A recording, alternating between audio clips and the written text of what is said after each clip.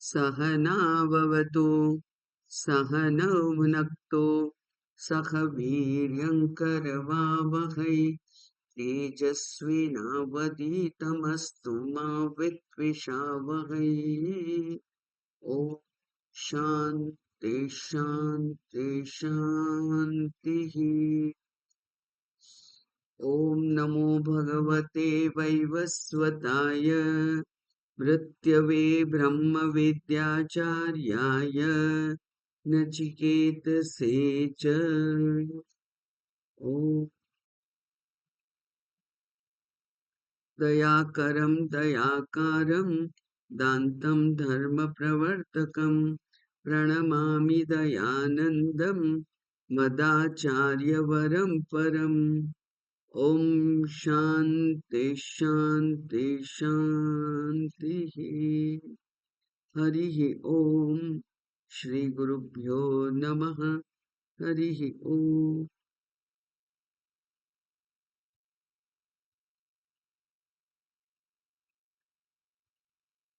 કઠોપનિષદની દ્વિતીય અધ્યાયનો દ્વિતીય વલ્લીનો 11મો મંત્ર આપણે જોતા હતા.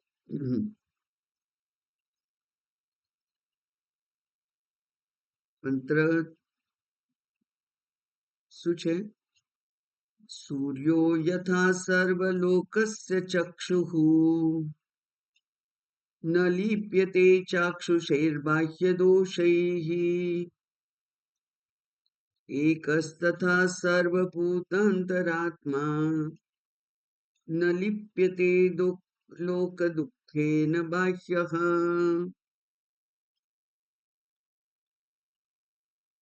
सूर्यः અને ચક્ષુઃ.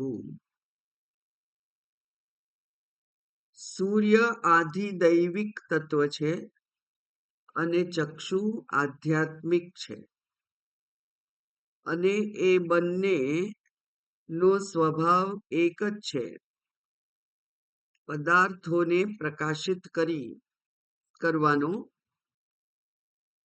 અને એ બંનેમાં એના માટે કોઈ કર્તૃત્વ નથી. ચક્ષુ પણ કોઈ અભિમાન કરતું નથી કે હું તમને દ્રષ્ટિ આપું છું, હું પદાર્થોનું તમને જ્ઞાન આપવા માટે સમર્પિત છું, એવું એ કહેતું નથી. અને એવી રીતે સૂર્ય પણ એવો જ છે, પ્રકાશમય. અને એ બંનેનું અધિષ્ઠાન છે જે ચૈતન્ય આત્મા છે તે. તો જેવી રીતે સૂર્ય પણ આ બાહ્ય દોષો કે ચાક્ષુષ દોષો એનાથી લેપાતો નથી. ચાક્ષુષ દોષ એટલે માત્ર દર્શન કરવું, અને બાહ્ય દોષ એટલે એનો સ્પર્શ કરવો. વસ્તુનું જ્ઞાન ખરેખર તો ત્યારે જ થાય છે જ્યારે આ ચક્ષુરેન્દ્રિય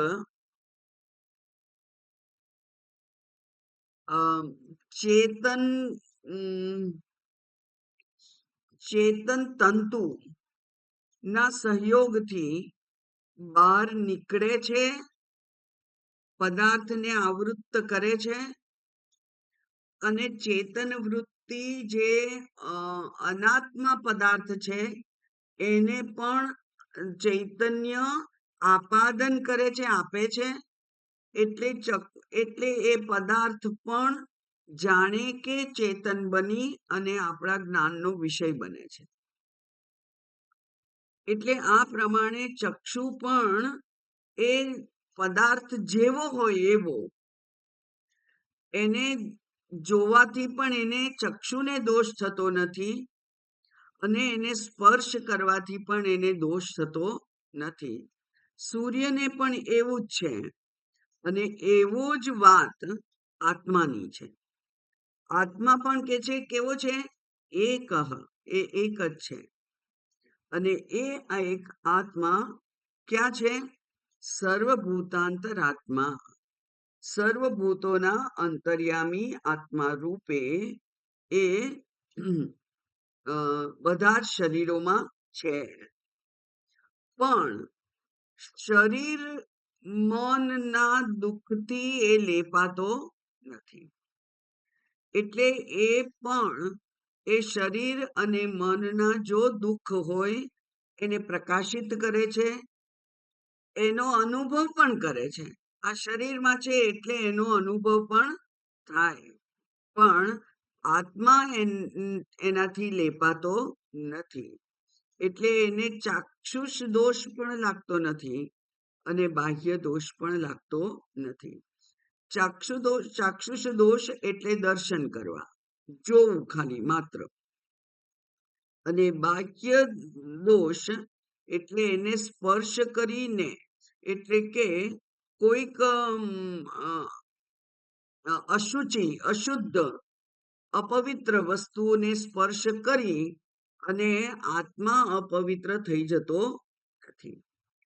એટલે આ પવિત્ર અપવિત્ર થઈ જવાનું, શુદ્ધ અશુદ્ધ હોવાનું, લેપાયમાન થવાનું, આ બધા જ જે લક્ષણો છે એ અનાત્માના છે, એ આત્માના નથી.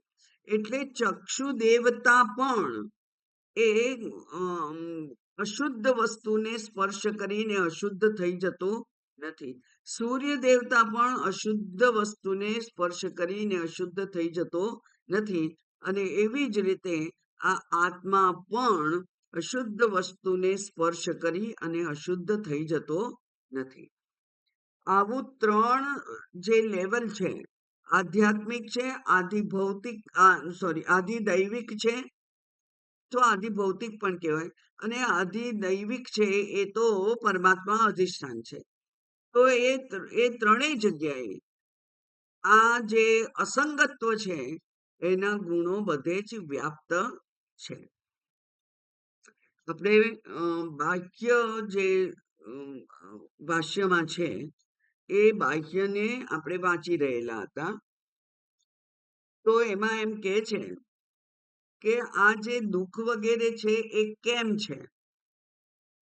ખરેખર આત્માને દુઃખ નથી તો કેમ નથી? કારણ કે મારો તો અનુભવ છે કે હું દુઃખી છું અને હું ચેતનવાન છું, ચૈતન્ય છે અંદર.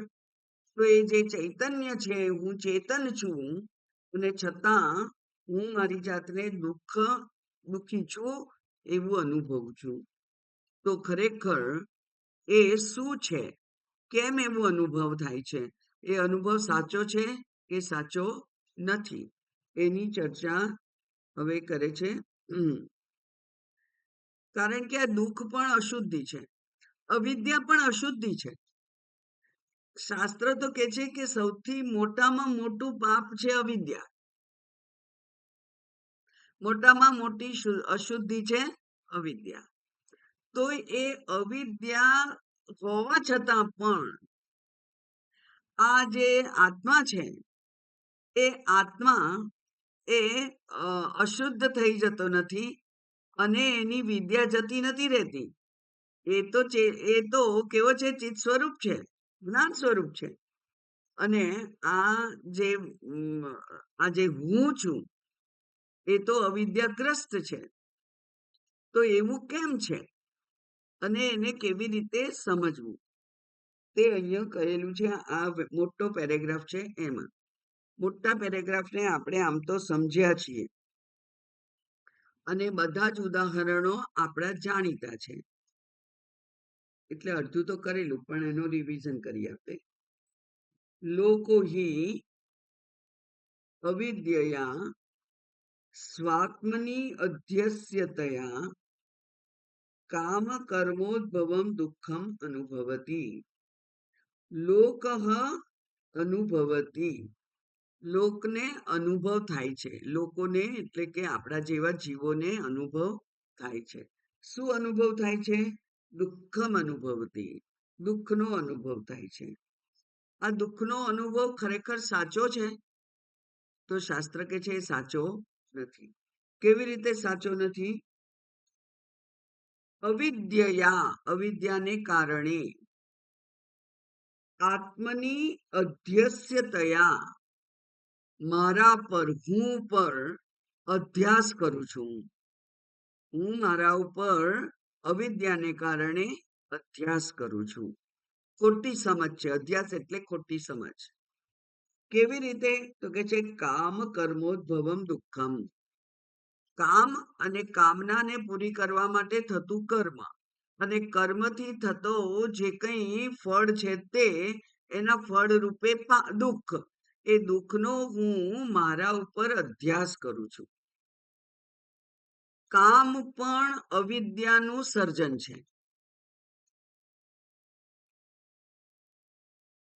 કામને કારણે કર્મ પણ કામનું સર્જન છે. એટલે અવિદ્યાના સર્જન રૂપે છે કામ અને કર્મ. અને પછી જો એનું ફળ થાય તો એ પણ ફળ પણ કેવું હોય? અવિદ્યાગ્રસ્ત હોય, અવિદ્યાથી ઉત્પન્ન થયેલું હોય. એટલે એ પણ ખોટું જ છે. મારો અનુભવ ખોટો છે. કારણ કે હું એ તો જ્ઞાન સ્વરૂપ છું. હું તો જ્ઞાન સ્વરૂપ છું, સચ્ચિદાનંદ સ્વરૂપ છું હું તો. પણ મારા સચ્ચિદાનંદ સ્વરૂપનું મને જ્ઞાન છે, અવિદ્યા છે. અને અવિદ્યા છે એટલે ઈચ્છા છે, ઈચ્છા છે એટલે કર્મ છે, કર્મ છે એટલે કર્મ ફળ છે. તો આ બધો જ સચ્ચિદાનંદ એવા મારા સ્વરૂપ ઉપર હું અવિદ્યાનો અધ્યારોપ કરું છું. અવિદ્યા સાચી નથી, પણ હું અવિદ્યા મારા ઉપર જાણે કે એનો અધ્યાસ કરું છું. અને પછી એનાથી ઉત્પન્ન થતા બધા જ પરંપરાગત જે કંઈ એના પરિણામો છે, એ પરિણામો હું જાણે કે ભોગવું છું. તો શાસ્ત્ર કહે છે, આ મેં જે કહ્યું એ બધું જ શાસ્ત્ર કહે છે, એક જ નાનકડા વાક્યમાં એ કહે છે, નતુ સા પરમાર્થ સ્વાત્મની. મારામાં, આત્મામાં, હુંમાં ખરેખર તો સા એટલે કે અવિદ્યા પરમાર્થતઃ નથી. પરમાર્થ ના દ્રષ્ટિકોણથી તો અવિદ્યા છે જ નહીં. પછી ઉદાહરણ આપે છે, જેવી રીતે રજ્જુ શુક્તિ કોશર ગગનેશુ. 4 ઉદાહરણ આપે છે. રજ્જુનું, શુક્તિકાનું, કોશર એટલે રણ, અને ગગન આકાશ. 4 ઉદાહરણ છે. એ 4 ઉપર આપણે કંઈક કંઈક થોપી દઈએ છીએ. રજ્જુ ઉપર સર્પ થોપી દઈએ છીએ. શુક્તિકા ઉપર ચાંદી થોપી દઈએ છીએ આપણે. કોશર રણ છે, ત્યાં આપણે જળ જાણે કે ગોઠવી દઈએ છીએ. અને ગગનમાં, આકાશમાં જે અશુદ્ધિ હોય એ અશુદ્ધિનું આપણે આરોપણ કરીએ છીએ. રંગ ઉછાળીએ, કલર ઉછાળીએ અને એમ માનીએ કે આપણે આકાશને રંગી નાખ્યું, તો એ આકાશ એમ રંગાતું નથી. એટલે સર્પ રજત ઉદક મલાની. બરાબર? રજ્જુ ઉપર સર્પ, શુક્તિકા ઉપર રજત, કોશર રણ ઉપર ઉદક જળ, અને ગગનમાં મળ. એટલે કે કોઈ પણ રંગ હોય કે ગમે તે કાદવ ઉછાળીએ તો મળ એ ન રજ્વાદીનામ સ્વતઃ દોષ રૂપાણી સંતિ. એ રજ્જુ વગેરેના દોષ રૂપ નથી. અથવા બંને રીતે જોઈએ તો એ સર્પ છે એ ઝેરી છે. એ રજ્જુ ઉપર સર્પને આપણે ગોઠવી દીધો તો એ સર્પનું ઝેર રજ્જુમાં ઉતરતું નથી. રજ્જુને એની કોઈ અસર થતી નથી. સૂર્યપ્રકાશમાં રણમાં આપણને જળનું સરોવર દેખાય છે, પણ જ્યાં દેખાતું હતું ત્યાં જઈએ તો રેતી ભીની પણ નથી, સરોવરની તો વાત જ ક્યાં કરવી. એટલે જે દોષ છે એ રજ્જુ વગેરેને લાગતા નથી. એટલે જે અધ્યારોપ કરેલી અધ્યસ્ત વસ્તુ છે, એ અધ્યસ્ત વસ્તુના ગુણ દોષ એ અધિષ્ઠાનમાં જતા નથી. એટલે આપણે આપણા ઉપર અધ્યસ્ત છે, આપણા ઉપર આપણે અધ્યારોપ કર્યો છે અવિદ્યાનો, જીવત્વનો. ખરેખર જીવત્વ સાચું જ નથી, અને એટલે અવિદ્યા જીવત્વનું જ મર્યાદાઓ છે, તો જીવત્વની મર્યાદાઓ પણ સાચી નથી. એટલે કે એ જે દોષ તમને દેખાયા હતા એ સ્વતઃ ન સંતિ, એ એમનામાં ખરેખર છે નહીં. ક્યાં છે, કેમ છે દેખાય, તો કે છે સંસર્ગિણી, એ સંસર્ગને કારણે છે. અને સંસર્ગ કોણ કરે છે, આપણી બુદ્ધિ સંસર્ગ કરે છે. એ બેને જોડી દે છે કોણ, આપણી બુદ્ધિ. તો સંસર્ગિણી એ કેવી, તો કે છે વિપરીત બુદ્ધિ અધ્યાસ નિમિત્તા.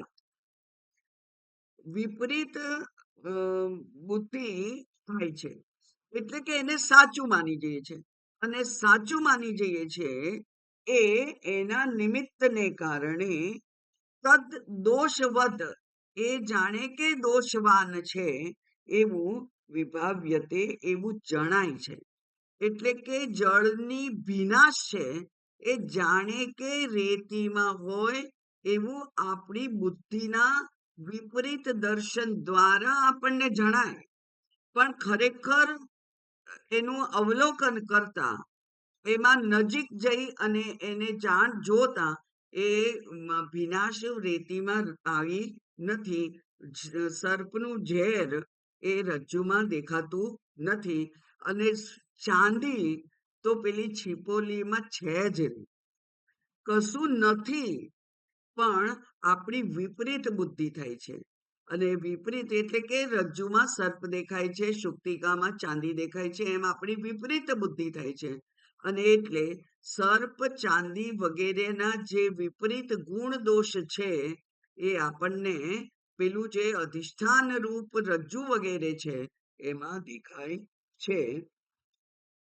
ખરેખર ન તદ દોષૈ તેષામ લેપઃ, પણ એ દોષ એટલે કે ગુણ પણ, દાખલા તરીકે ચાંદી તો ગુણ છે ને, એ ગુણ અથવા દોષ એનો એના ઉપર ખરેખર લેપ થતો નથી. એટલે કે એનાથી એ અસંગ રહે છે, ખરડાતા નથી. તો પછી આ કેવું છે, તો કે છે વિપરીત બુદ્ધિ અધ્યાસ્ય બાહ્યાહી તે. તો પછી જે જગ્યાએ જે બુદ્ધિમાં વિપરીત બુદ્ધિ, વિપરીત વિપરીત દર્શન, જે બુદ્ધિમાં વિપરીત દર્શન થાય છે એ બુદ્ધિ કરતા આ જે આત્મા છે એ બાહ્ય છે. એટલે કે બુદ્ધિ ટૂંકમાં કહીએ તો શરીરાદિ સંઘાત અંતર્ગત આત્મા નથી.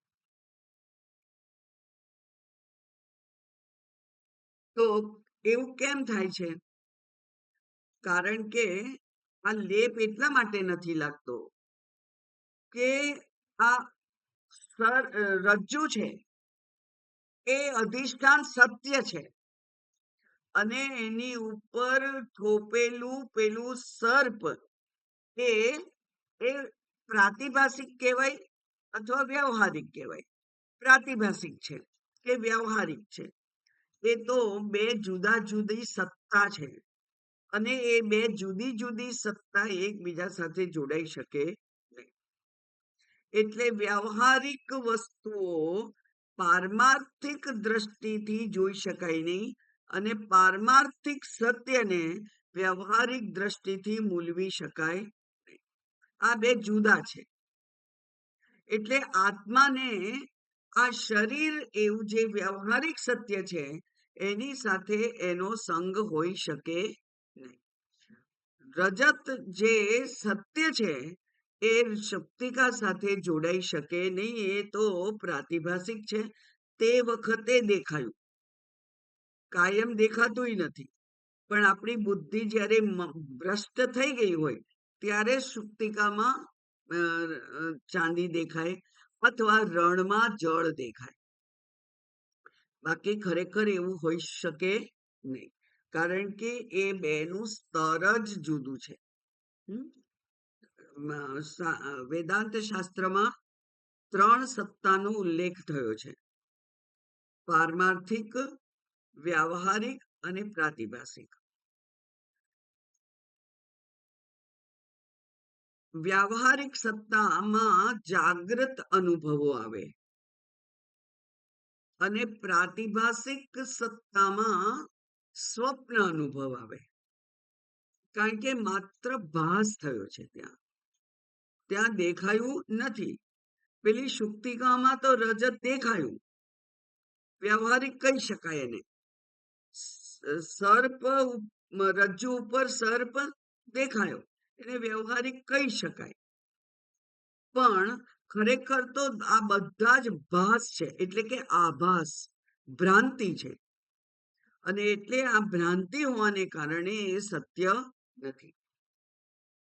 માટે અહીંયા કહ્યું કે બે આત્મા છે એ પારમાર્થિક સત્તા છે, બુદ્ધિ વગેરે જે છે, અને બુદ્ધિના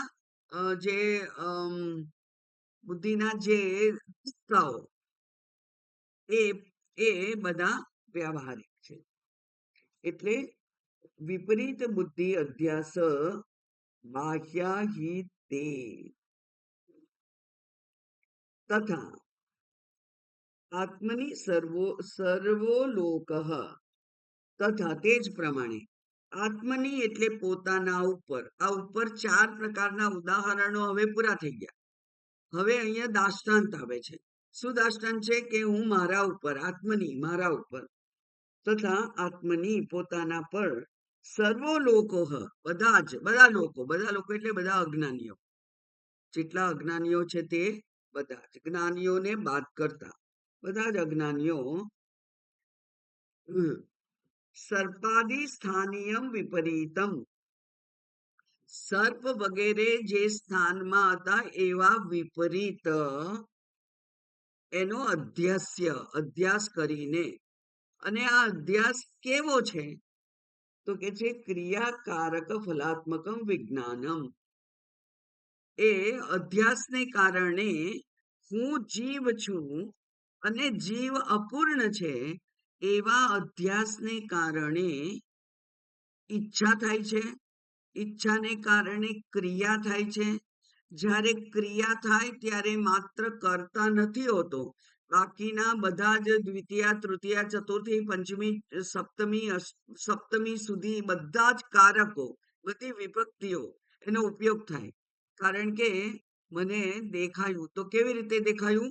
ચક્ષુતઃ, ચક્ષુથી મને દેખાયું. તો ચક્ષુ એ સાધન થયું ને, એ સાધન એટલે કે તૃતીયા વિભક્તિ. આમ બુદ્ધ્યા એવું કહ્યું છે, બુદ્ધિ વડે. તો બુદ્ધિ એ સાધન છે, અને એ સાધન જે છે એ બધા ક્રિયા, એ બધા કારક કહેવાય છે. એટલે ક્રિયા કારક, કારકના સહાયથી કરતા ક્રિયા કરે અને પછી એનું ફળ મળે, એટલે ફલાત્મકમ. અને વિજ્ઞાનમ એટલે જ્ઞાન. એના પછી જે જ્ઞાન થાય, એ જ્ઞાન કેવું છે? તો કે છે કે રજ્જુ ઉપર સર્પની જેમ વિપરીત જ્ઞાન છે. અને વિપરીત જ્ઞાન આત્મની અધ્યસ્ય, પોતાના ઉપર એનો આરોપ કરે છે. હું દોષવાન, હું અશુદ્ધ, બરાબર, હું અજ્ઞાની, એવો એ આત્મા પોતાના ઉપર દોષ કરે છે. અને તન નિમિત્તમ, અને પછી એવો દોષ કરવાથી તો શું થાય? એનું ફળ શું છે? તો કે છે કે જન્મ મરણાદિ દુઃખમ અનુભવતી. અને એવું કરવાને કારણે જ જન્મ મરણ વગેરે દુઃખોનો અનુભવ કરવો પડે છે. જેમ કે રજ્જુ ઉપર સર્પ જોઈએ અને સર્પની અત્યંત બીક લાગતી હોય, ખૂબ ભય હોય, તો દોડવા માંડીએ અંધારામાં, કારણ કે આ મંદ અંધકાર છે ને, મંદ અંધકારમાં દોડવા માંડીએ. અને વચમાં મોટો પથરો પડ્યો હોય દેખાય નહીં, કારણ કે આપણે તો ભયગ્રસ્ત છીએ, એટલે પડી જઈએ. અને પડી જઈએ પછી માથામાં વાગે કે પગમાં વાગે કે હાથ પગના હાડકા તૂટી જાય, એ કઈ કહેવાય નહીં. તો અવિદ્યા જે છે, એ અવિદ્યા એ કેમ થયું, કેમ આપણે આ બધા દુઃખ સહન કરવા પડ્યા? કારણ કે જ્યાં રજ્જુ હતું ત્યાં રજ્જુ ના જોયું, તો બીક જ ના લાગત. જો દોરડું પડ્યું છે એવી ખબર હોત તો બીક જ ના લાગત, ને તો દોડવાનું ના થાય, ને તો પડી ના જવાત, ને તો આવા બધી ઈજાઓ ના થાત. પણ રજ્જુના બદલે સાપ જોયો, અને સાપ જોયો એટલે દોડ્યા, ને પછી પડી ગયા, ને પછી બાકીનું બધું જે કંઈ દુઃખો સહન કરવા પડ્યા, દુઃખોની પરંપરા થાય, એ મારે સહન કરવી પડે. એવી જ રીતે શાસ્ત્ર કે છે તત્વમસી, તું તો એ બ્રહ્મ છે. હવે જો એ હું બ્રહ્મ હોઉં, તો પછી તો મારામાં અપૂર્ણતા છે જ નહીં.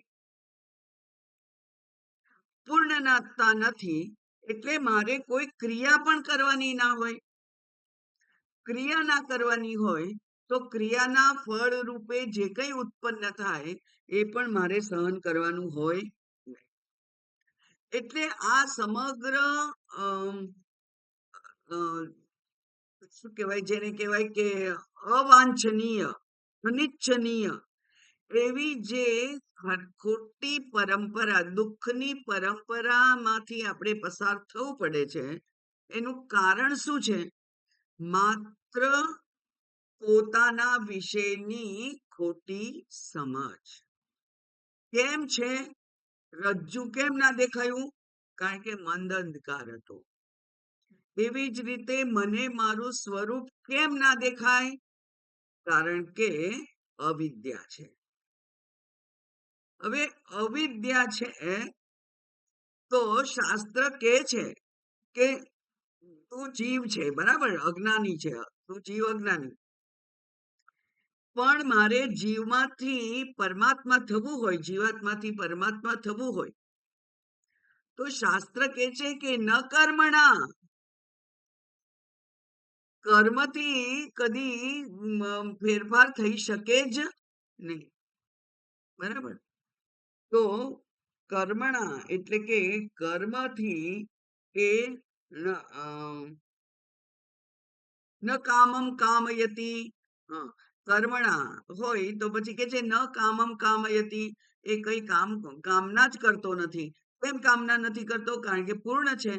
પૂર્ણ છે તો કામના જ નથી કરતો, એને કોઈ કર્મ પણ નહીં કરવાનું. કર્મ ના હોય એટલે ફળ પણ ના મળે. તો આ બધું મને શાસ્ત્ર કહે છે, કર્મ કરવાથી તું જીવાત્મામાંથી પરમાત્મા થઈ જઈશ નહીં. તો હું કર્મ શું કામ કરું છું? ભલે હું કહું છું કે હું જીવાત્મા છું, પણ હું કર્મ શું કામ કરું છું? શાસ્ત્ર કે છે કર્મથી તો તું જે શોધે છે એ નથી મળવાનું. તો પછી મારે એ શોધી કાઢવું જોઈએ કે જો કર્મથી ના મળે તો શેનાથી મળશે? અને ત્યાં શાસ્ત્ર કહે છે કે જ્ઞાનેન મોક્ષ, જ્ઞાનથી જ મોક્ષ થાય. એટલે અવિદ્યા છે તો અવિદ્યા એટલે અંધકાર છે, અને અંધકારનું નિવારણ માત્ર પ્રકાશ જ કરી શકે. એટલે અવિદ્યાનું નિવારણ માત્ર જ્ઞાન કરી શકે, બરાબર. અજ્ઞાનનું નિવારણ માત્ર જ્ઞાન કરી શકે. અને જો એવું જ હોય તો પછી હું આ કર્મો કરવાની જે પેલી જે ઈચ્છાઓ છે એમાંથી કેમ મુક્ત થતો નથી? કારણ કે હું વિચારતો નથી. એટલે જો દુઃખ અનુભવાય તો આપણે આપણા કરતા કોઈક વિશેષ માહિતી ધરાવતા, કોઈ વિશેષ જ્ઞાન ધરાવતા વ્યક્તિ પાસે જવું જોઈએ અને ત્યાં આપણું દુઃખ રજૂ કરવું જોઈએ. પણ એ આપણે નથી કરતા. આપણી જાતે જાતે શોધી કાઢીએ છીએ કે 1,00,000 જપ કરી નાખું તો મને આત્મા પ્રાપ્ત થઈ જશે, અથવા શ્રાવણ મહિનાના ઉપવાસ કરું તો મને આત્મા પ્રાપ્ત થશે, અથવા નવરાત્રીના નકોરડા ઉપવાસ કરું તો મને આત્મા પ્રાપ્ત થશે. એવું નથી. આ બધું જ મહત્વનું છે. અંતઃકરણ શુદ્ધિ માટે આ બધું મહત્વનું છે. પણ આપણે અંતઃકરણ શુદ્ધ ક્યાં સુધી કર્યા કરીશું? અંતઃકરણ હવે સાપેક્ષ રીતે મને બહુ વ્યથા આપતું નથી. મારું મન હવે મને બહુ પીડા આપતું નથી. એટલે સમજવાનું હોય કે મારું અંતઃકરણ શુદ્ધ થયું છે. હવે મારું અંતઃકરણ શુદ્ધ થયું છે તો પછી હું જ્ઞાન માટે પ્રયત્ન કરું, હું નિધિધ્યાસન કરું, હું આત્મતત્વનું વધારે શ્રવણ મનન કરું, અને જે અવરોધો મને મારા આત્મ સ્વરૂપથી દૂર રાખતા હોય એવાને હું શોધી કાઢું. કયો અવરોધ છે એ હું શોધી કાઢું.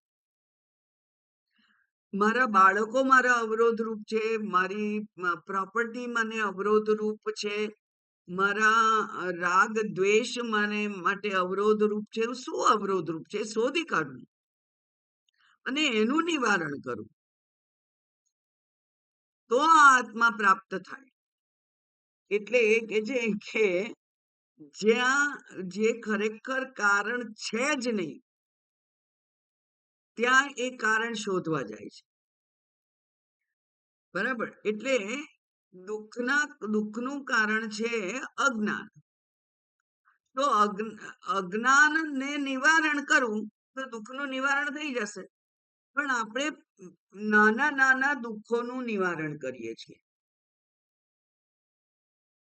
બરાબર? નાના નાના દુઃખોનું નિવારણ કરતા જઈએ છીએ. એક જગ્યાએ દુઃખનું નિવારણ કર્યું અને એ જગ્યાએ પછી એની જગ્યાએ બીજું લે છે, બીજું દુઃખ લે છે, એની જગ્યાએ ત્રીજું દુઃખ લે છે. એટલે આપણે માત્ર ઝાડુ લઈને ઉભા રહી ગયા છીએ અને જેમ જેમ દુઃખ આવે એમ એમ એને હટાવતા જઈએ વ્યવહારિક ઉપાયો કરીને. હવે આ તો સતત થયા જ કરવાનું છે, કારણ કે કોઈ પણ જીવને દુઃખ ના હોય એવું ના બને. કોઈ પણ જીવને, એ જ્ઞાની હોય તો પણ એને દુઃખ ના હોય એવું ના બને. દુઃખ હોય, એ દુઃખને એ મહત્વ કેટલું આપે છે એના ઉપર એના ક્ષમતાનો આધાર છે. એટલે એક નાની બાબત છે, એને મનમાં જરા અશાંતિ ઊભી કરી અને આપણે એના તરફ બહુ લક્ષ્ય ના આપીએ, એને છોડી દઈએ, ઉપેક્ષા વૃત્તિ કરવાની, તો પછી એ અશાંતિ છે એ તમારું ધ્યાન ખેંચે નહીં. એટલે આ એનો ઉપાય છે. વ્યવહારિક રીતે વ્યવહારિક ઉપાય જ કરવો પડે, નહીં તો પારમાર્થિક ઉપાયથી ના મટે. પારમાર્થિક ઉપાયથી મટે, આત્યંતિક નિવૃત્તિ થઈ જાય. પણ એના માટે અવિદ્યાને દૂર કરવા માટે વિદ્યા જોઈએ, અજ્ઞાનને દૂર કરવા માટે જ્ઞાન જોઈએ, અંધકારને દૂર કરવા માટે પ્રકાશ જોઈએ. બીજી કોઈ રીતે આ થઈ શકે નહીં. એટલે કે છે કે સર્પાદિ સ્થાનિયમ વિપરીતમ અધ્યાસ્ય તન નિમિત્તમ જન્મ મરણાદિ દુઃખમ અનુભવતી ન તું આત્મા. તું એટલે એનાથી વિરુદ્ધ કહેવાનું હોય ત્યારે અહીંયા વિરોધ વચનાર્થે તું. બરાબર? એનાથી વિરુદ્ધ વચન કહેવાનું હોય ત્યારે તું કહેવાય છે. તો ન તું આત્મા સર્વ લોકાત્મા અપી સન્ન વિપરીત અધ્યારોપ નિમિત્તેન લિપ્યતે લોક દુઃખેન. હવે તમે કહેતા હો તો હું તમને કહી દઉં, શાસ્ત્ર કહે છે કે તમને કહું કે તમને એમ લાગે કે હા, પરમાત્મા એટલે કે બ્રહ્મ છે એ તો સચ્ચિદાનંદ સ્વરૂપ છે, એને કોઈ દુઃખ ના હોય. જે બ્રહ્મ, શુદ્ધ બ્રહ્મ છે એને કોઈ દુઃખ ના હોય, બરાબર, એ તો સમજ્યા. પણ આ મારી અંદર જે નાનકડા મારા શરીરમાં રહેલો આ જેને અંશ કહેવાય એવો, એટલે કે અંતર્યામી રૂપ સાક્ષી આત્મા, એ સાક્ષી આત્મા તો આ આ શરીરની સાથે જોડાયેલો રહે છે. એટલા માટે કે છે કે આત્મા એ કેવો છે કે છે સર્વ લોકાત્મા પીસન, એ બધાના અંતરાત્મા રૂપે રહેલો હોવા છતાં પણ વિપરીત અધ્યારોપ નિમિત્તેન, વિપરીત અધ્યારોપના નિમિત્તથી, એટલે કે શરીરના દુઃખથી ન લિપ્યતે, એ લેપાયમાન થતો નથી. શેનાથી? લોક દુઃખેન. કોઈ પણ પ્રકારનું દુઃખ હોય, એ શારીરિક હોય, માનસિક હોય, બૌદ્ધિક હોય, એણે મારું અપમાન કર્યું, એણે મારા તરફ કુદ્રષ્ટિ કરી, બરાબર, અથવા મને અમુક પદ ના આપ્યું, અથવા મને તાવ આવ્યો છે, હાથ દુખે છે, પગ દુખે છે, માથું દુખે છે, પેટમાં દુખે છે, શારીરિક હોય, માનસિક હોય, બૌદ્ધિક હોય, કોઈ પણ પ્રકારનું દુઃખ હોય, એ દુઃખ છે એ તો આ જીવાત્મા હું મને જાણું છું એટલા માટે છે. કારણ કે દેહ પણ સત્ય નથી, મન પણ સત્ય નથી, બુદ્ધિ પણ સત્ય નથી, તો એમને થયેલા જે દુઃખ છે એ કેવી રીતે સત્ય હોય? બરાબર. આપણે લાલ રંગ શોધીએ અને કોઈ એક પણ વસ્તુઓ ઉપર લાલ રંગ નથી. આપણે લઈ આવ્યા ચોપડી, પુસ્તક પર લાલ રંગ નથી. નોટબુક લાયા, એના ઉપર લાલ રંગ નથી. મોબાઈલ લાયા, એના ઉપર લાલ રંગ નથી. હવે એ લાલ રંગ જ શોધવો છે, પણ આપણી સામે જે વસ્તુઓ છે એમાં લાલ રંગ છે જ નહીં, તો ક્યાંથી જડે? હે ને? એ જ પ્રમાણે આ સ્વરૂપમાં દુઃખ છે જ નહીં, પણ મને મારા સ્વરૂપનું જ અજ્ઞાન છે. અને એટલે જીવાત્મા હશે આપણી દ્રષ્ટિમાં, વ્યવહારિક આ આત્મા હશે, તો એને દુઃખ લાગવા, એને તો પણ એને દુઃખ લાગતા નથી. કારણ કે દુઃખ તો શરીર, મન, બુદ્ધિના દ્રષ્ટિકોણથી જ છે, આત્માના દ્રષ્ટિકોણથી નથી. એ વિટનેસ કોન્શિયસનેસ હોય કે આ સર્વવ્યાપી અધિષ્ઠાન ચૈતન્ય હોય, પણ બંને સરખું જ છે. એટલે કે મારા નાનકડા જગ્યામાં રહેલો આત્મા એ તો સુખી દુઃખી થાય એવું નથી, એ પણ સુખી દુઃખી ના થાય. કારણ કે આ તો મારા દ્રષ્ટિકોણથી સમજવા માટે હું કહું છું કે આ શરીરમાં આત્મા છે. ખરેખર આત્મામાં શરીર છે, ચૈતન્યમાં શરીર છે. ચૈતન્યમાં શરીર હોય એટલે અંદર બહાર બધે ચૈતન્ય હોય જ. એમાં અંદરનું જુદું કેવી રીતે થયું? અંદરનું ચૈતન્ય જુદું નથી. પણ હું કહું છું કે અંતર્યામી છે. શાસ્ત્ર પણ એને સમજાવવા માટે શરૂઆત ત્યાંથી જ કરે છે, ઈશ્વરથી શરૂઆત કરે છે શાસ્ત્ર. જે આ ત્રણેય લોકનો, એટલે કે આ 14 ભુવનનો જે સર્જક છે, પોષક છે અને લય કરતા છે, એની વાતથી શરૂઆત કરે છે શાસ્ત્ર, કે જે ઉપાધિ છે. અને ઉપાધિ છે એટલે બ્રહ્માજીએ ગમે તેટલા થાક્યા હોય પણ સર્જન કરવું પડે. વિષ્ણુ ભગવાને પોષણ કરવું પડે. અને શંકર ભગવાને ગમે તેટલું કરુણાવાન હોય તો પણ લય કરવો પડે. આ બધું કરવું પડે. એ લોકો કરે છે. તો એ કેમ કરે છે? કારણ કે એમણે ઉપાધિ ધારણ કરી છે. એટલે એ બ્રહ્મા વિષ્ણુ મહેશ હોય કે આ XYZ સાધક હોય, બરાબર, ટોમ ડીક એન્ડ હેરી એમ કહેવાય છે ઇંગ્લિશમાં.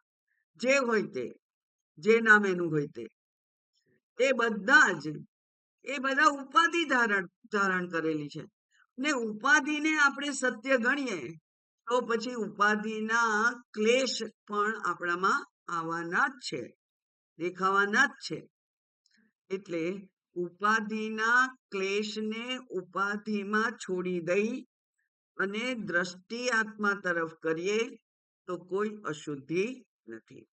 વ્યાવહારિક પ્રશ્ન હોય એનો વ્યાવહારિક સોલ્યુશન લાવવું એ કોઈ ગુનો નથી. એનો અર્થ એવો નથી કે તમે ધન ઓછું છે એટલે 2 નોકરી કરો છો. કરવી પડે, બરાબર. એ એક નોકરી કરે ને પછી બાકીના ટાઈમમાં બીજી નોકરી એ કરે. વ્યાવહારિક પ્રશ્નનો વ્યાવહારિક ઉકેલ લાવવો પડે. હા, વ્યાવહારિક પ્રશ્નને પારમાર્થિક લેવલ પર લઈ જઈએ તો પછી ધનનું જ કઈ મહત્વ રહેતું નથી. એટલે એક નોકરી ના કરો ને 2 નોકરી ના કરો, કશું ના કરો. યોગક્ષેમમ વહામ્યહમ ભગવાને કહ્યું છે. વ્યાવહારિકતામાંથી આપણે જો નિવૃત્ત થઈ જઈએ તો આપણે કઈ કરવા પણ રહેતું નથી, બરાબર. એટલે રોગ થયો હોય તો દવાખાને જવાનું હોય. કેમ? શરીર માટે, મન માટે. મન માંદું થયું હોય તો મનની દવા લેવાની. પણ પારમાર્થિક ઉપાય નથી એવું નહીં, છે. જો તમારી માત્ર દ્રષ્ટિ બદલી નાખો તો વ્યાવહારિક પ્રશ્નોને તમે જાણી પણ શકો. વ્યાવહારિક પ્રશ્નોના વ્યાવહારિક ઉપાય પણ તમે કરી શકો. પણ દુઃખ જે કંઈ હોય એનાથી વ્યથિત ના થાવ. અને ધારો કે તમારા ઉપાય કરવા છતાં પણ દુઃખ ના મટ્યું, પ્રોબ્લેમ સોલ્વ ના થયો, તો એની પણ ચિંતા જ્ઞાનીને હોતી નથી. આશ્રમ બનાવવા પ્રયત્ન કરે પણ સંજોગો વશાત ના બન્યો તો એની પણ વ્યથા એને હોતી નથી. એટલે અહીંયા કહ્યું છે કે વિપરીત અધ્યારોપ નિમિત્તેન સર્વલોકાત્માપી સન્ન ન લિપ્યતે લોક દુઃખેન. કુતઃ? એવું કેમ? તો એ કે છે રજ્વાદિવદ એવ વિપરીત બુદ્ધિ અધ્યાસ બાહ્યો હિ સન સ ઇતિ. એ બાહ્ય છે. એ આ દેહાદી સંઘાતનું અંગ, દેહાદી સંઘાતનું એ ઉપજ નથી. એની કોઈ ગુણ નથી. એટલે કે પાર્ટ, પ્રોડક્ટ એન્ડ પ્રોપર્ટી એ દેહાદીની નથી, બરાબર. એ જુદું છે અને આ જુદું છે. બે વચ્ચે કોઈ કનેક્શન જ નથી, હે ને. બે વચ્ચે કોઈ એવું કનેક્શન, જોડાણ નથી. એટલે શરીર જીવાત્માના તકલીફોથી પરમાત્મા લેપાયમાન થતો નથી. આ જીવાત્મા ને જીવ, સોરી, જીવ જીવ જીવ એ કોણ છે? જીવ તો અજ્ઞાની છે. જીવના દુઃખોથી એ જીવાત્મા કે પરમાત્મા કોઈ દુઃખી થતું નથી. હમ.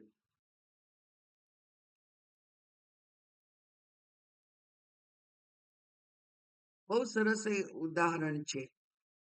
એ કે છે કે વ્યવહારિક દુઃખ કરવા માટે વ્યવહારિક કર્મ કરવા પડે, વ્યવહારિક સ્તર પર. જગત કરતા ઈશ્વર પણ વ્યવહારિક સત્ય માટે, એટલે કે આ દુનિયા ચલાવવાની છે ભાઈ. ભગવાને એમને કહ્યું કે ભાઈ હવે દુનિયા ચલાવવાની છે, તમે કરો કામ. એટલે સર્જન વિસર્જન વગેરે કરે છે. અહીંયા જ એક મંત્ર આવવાનો છે આ કઠોપનિષદમાં.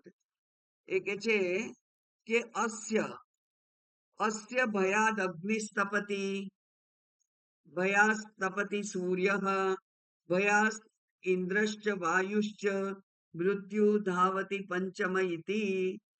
એના હોવાને કારણે અગ્નિ ઉષ્ણ છે, એના હોવાને કારણે સૂર્ય ઉગે છે અને આથમે છે, પોતાનું કામ કરે છે.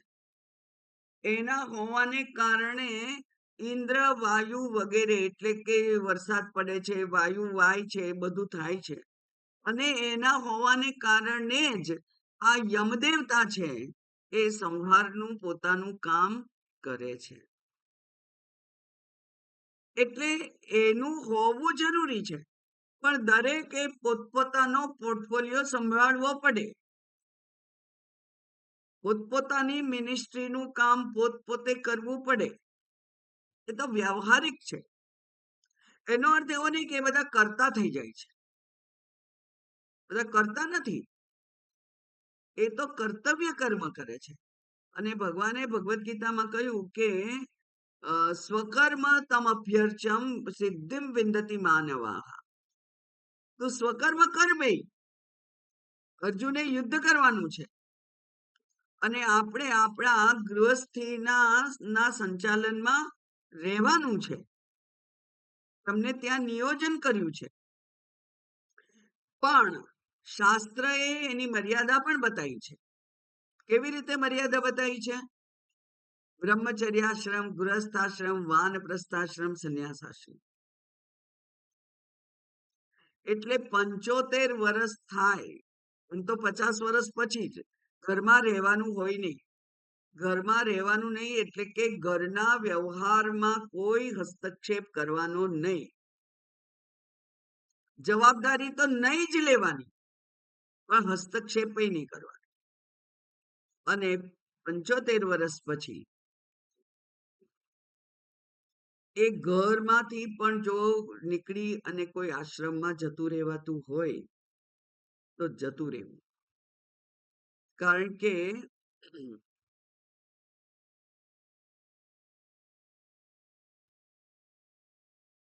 કયું કહેવત છે શીતલબેન?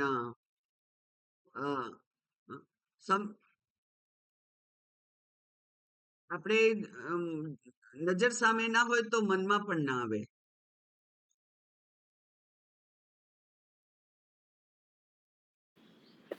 દેખ્યાનું ઝેર, દેખ્યાનું ઝેર. ના ના, આ નજરથી દૂર ને મનથી દૂર, એવું કઈક. હા એવું કઈક છે.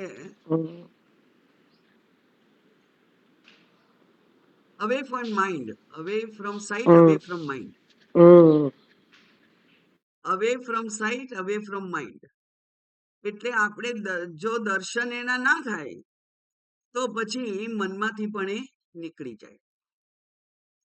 જેમ બધી દેખવું નહીં ને દાજવું નહીં. હા, દેખવું નહીં, રાજવું નહીં, એવું કે અભાગીને દૂર પાસે. ના, એવું નહીં. એ તો આત્મા માટે છે. આ તો ઘર ગૃહસ્થી છે, એના માટે. Away from site, away from mind. એટલે આપણી આંખની સામે હોય તો આપણને આને બિચારાને તકલીફ છે, આને મોડું થાય છે, એને મદદ કરું, આમ થાય તેમ થાય, આજે એને મોડું થવાનું છે, મારે રસોઈ બનાવવી પડશે, બધું કરવું પડે. જોઈએ તો બધું કરવું પડે.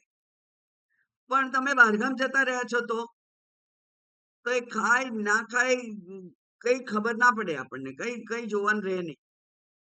Away from site, away from mind. એટલે એટલે 75 વર્ષ પછી તો એ જ કરવાનું કહ્યું છે, તો ત્યાં પછી કહેવાય નહીં કે મારું કર્તવ્ય કર્મ છે. આ કર્તવ્ય કર્મ પોતપોતાના આશ્રમ અને પોતપોતાના વર્ણ પ્રમાણે હોય. બરાબર, પોતપોતાના આશ્રમ અને પોતપોતાના વર્ણ પ્રમાણે કર્તવ્ય કર્મ હોય. પછી આખી જિંદગી આપણે કર્તવ્ય કર્મ કરવું છે, એટલે આપણા પૌત્રના પણ બાળક હોય તો એને આપણે રાખવા પડે, એ વાત ખોટી છે. ઇનફ ઇઝ ઇનફ એવું કહેવું પડે કે બસ હવે આટલા સુધી મારી ફરજ હતી, હવે મારી કોઈ ફરજ નથી. દાખલા તરીકે બહુ જ સ્થૂળ ઉદાહરણ કે અમે ભણતા હતા ત્યારે અમારા બધાની પાસે સાયકલ હતી, બધા ભાઈ બહેનો પાસે પોતપોતાની. પણ અમને કહેલું કે આનાથી કશું મોટું એટલે કે સ્કૂટર વગેરે કશું લાવવું હોય તો પોતાના બાહુબળથી કમાઈ અને લાવવાનું, એ અમારી જવાબદારી નથી. એટલે અમે અહીંયા સુધી મદદ કરી શકીએ તમને, તારી ફી ભરવાની મારી જવાબદારી, પણ તને રોજ કોલેજ જવા રિક્ષા મળે એ મારી જવાબદારી નહીં. એટલે એમાં કોઈ ખોટું નથી. વ્યવહારિકતાની દ્રષ્ટિથી સ્પષ્ટ કરવી બુદ્ધિમાં એ કઈ ખોટું નથી. એટલે એટલા તો માટે રાગ અને દ્વેષની સાથે સાથે શાસ્ત્રએ જ વાત કરેલી છે ઉપેક્ષા વૃત્તિની. એટલે કે એ જો મારું ક્ષેત્ર નથી તો મારે ત્યાં જોવાનું હોય નહીં. જેમ કે બાંધકામ વાળો જે છે મિનિસ્ટ્રીમાં, એને પેલું એરોનોટિક્સ નું કશું જોવાનું હોય નહીં, એ બાંધકામ વાળો છે, એનું ક્ષેત્ર ખાલી રોડ છે, તો એ પ્લેન વિશે વાત ના કરે, ગમે તેટલું ખરાબ થતું હોય ત્યાં તો પણ. આ બધી સ્પષ્ટતાઓ જે છે એ બધી વ્યવહારિક સ્પષ્ટતા છે, અને વ્યવહારિક સ્તરે આપણે એનું ધ્યાન રાખવું જ જોઈએ. પણ એ પારમાર્થિક સત્ય નથી. જો પારમાર્થિક સત્યની પ્રાપ્તિ કરવી હોય તો વ્યવહારિકતા એ માત્ર અધ્યાસ છે, ભૂલ છે સમજવાની, અને એ ભૂલને સુધારવી એ આપણું કર્તવ્ય છે. એટલે વ્યવહારિકતાને પણ વળગી ના રહેવાય જો પારમાર્થિકતાને પામવું હોય તો. બરાબર. હવે અહીંયા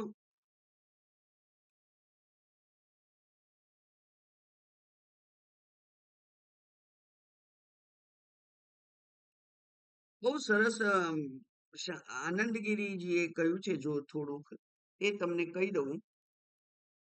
એ કહે છે કે અવિદ્યાયામ પ્રતિબિંબિત ચિત્ત ધાતુ અગ્ન ભ્રાંત ભવતી. હવે આ જે મારામાં જે અજ્ઞાન છે, એ અજ્ઞાનને પ્રકાશિત કરનાર પણ કોણ છે? ચૈતન્ય છે. જ્ઞાન કરાવનાર ચૈતન્ય છે, પણ અજ્ઞાની હું છું એ પ્રકાશિત કરનાર પણ કોણ છે? ચિત્ત ધાતુ એ કે છે ચૈતન્ય જ છે. અને એટલે અગ્ન અથવા ભ્રાંત ભવતી, પેલા પ્રતિબિંબિત ચૈતન્ય હોવા છતાં પણ એ પેલો કેમ છે તો કે છે કે એ અજ્ઞાનને પણ પ્રકાશે છે. એટલે એ અંદર રહીને પણ આપણા જીવત્વને પ્રકાશે છે. હવે મને મારું જો એ અજવાળામાં મને મારું જો અજ્ઞાન દેખાયું હોય તો એ અજ્ઞાનને દૂર કરવું એ મારું કર્તવ્ય છે. કારણ કે આપણે ઘણી વાર કહીએ છીએ કે અમુક વસ્તુ મેં ના કરી, કેમ? મને ખબર જ નહોતી કે આ કરવાનું હોય. બરાબર, તો ત્યાં એ પ્રકાશતું નથી. પણ જ્યારે તમને ખબર છે કે આમ કરવાનું હોય છતાંય તમે ના કર્યું, ત્યારે તમને અજ્ઞાન નહોતું, બરાબર ને? અજ્ઞાન નહોતું, પણ તમે તમારું કર્તવ્ય કર્મ ચૂકી ગયા. ના ખબર હોય અને ના કરીએ એ જુદી વાત છે, પણ હવે તો ખબર છે અને ખબર છે છતાંય ના કરીએ તો એ અજ્ઞાનને પણ ઉજાળનાર ચૈતન્ય જ છે. એ ચૈતન્યને જ સત્તા આપીએ તો અજ્ઞાન રહી શકે નહીં. બરાબર, એવું અહીંયા છે. અને એટલે કે છે અવિદ્યાને પ્રકાશિત કરનાર ચેતન છે. ચેતન જ પ્રકાશક છે. એટલે મનમાં ઉઠતી સુખ વૃત્તિ દુઃખ વૃત્તિનો પ્રકાશક પણ ચેતન છે.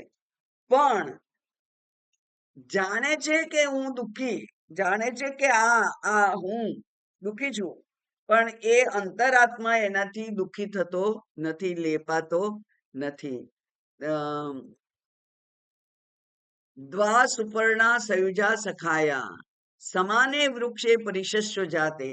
બરાબર, એક સ્વાદવત્તિ અન્ય ચાકશીતી.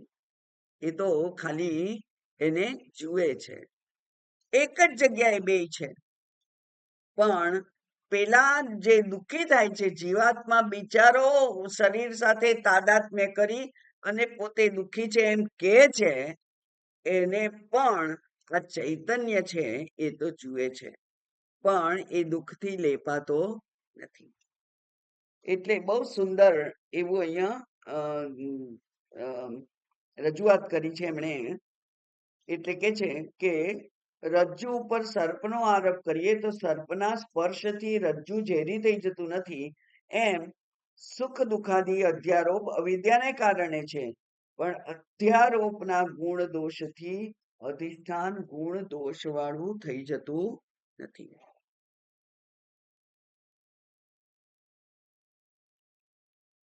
મને એમ હતું કે આજે તો અડધું 15-20 મિનિટમાં પૂરું થઈ જશે, પણ એવું ના થયું. એટલે હવે આ બીજો મંત્ર કાલે. ઓમ પૂર્ણમદ પૂર્ણમિદમ પૂર્ણાત પૂર્ણમુદચ્યતે પૂર્ણસ્ય પૂર્ણમાદાય પૂર્ણમેવાવશિષ્યતે. ઓમ શાંતિ શાંતિ શાંતિ. હરિ ઓમ શ્રી ગુરુભ્યો નમઃ. હરિ ઓમ.